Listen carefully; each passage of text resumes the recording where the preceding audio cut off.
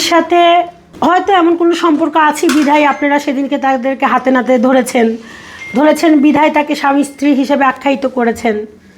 আচ্ছা, উনি কি এই বাসাতেই থাকতেন? যদি থেকে থাকেন তাহলে উনি উত্তরাতে কিভাবে গেলেন? উনি এই বাসাতেই থাকতেন এবং কাজে উনি আমাকে বলতো যে আজকে যশোর কাজে যাচ্ছি, চিটাগাং কাজে যাচ্ছি বা সিলেট কাজে যাচ্ছি। এখন তার বাইরে গিয়ে উনি যদি অন্য কোথাও স্টে করে থাকেন এটা আমার পক্ষে জানা আসলে সম্ভব না। বিস্তারিত বলেন যে আপনার স্বামী আসলে পেশায় কি কাজ করতেন? উনি পেশায় ইভেন্ট ম্যানেজমেন্টে জব করেন। Event management. হ্যাঁ। তাহলে এই নারীর সাথে কতদিন সম্পর্ক আপনি কিভাবে জানতে পারেন? এনার সাথে আসলে মূলত ওনার সম্পর্ক কতদিনের এটা আমি জানি না, তবে আমি তাকে অল্প কিছুদিন ধরে এটা মানে আইডেন্টিফাই করতে পারছি। উত্তরায় গেছে এটা তো বলা যায়নি, আমার বাসা থেকে গেছে সকাল 10টা-11টার দিকে যে উনি অফিসে যাচ্ছেন।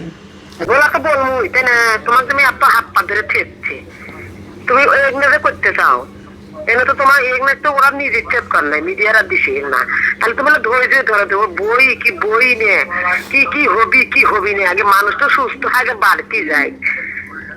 আমি কি মিডিয়া ডেকে নিয়ে আসছি? তারা খবর পাইছে বলেই তো আসছে।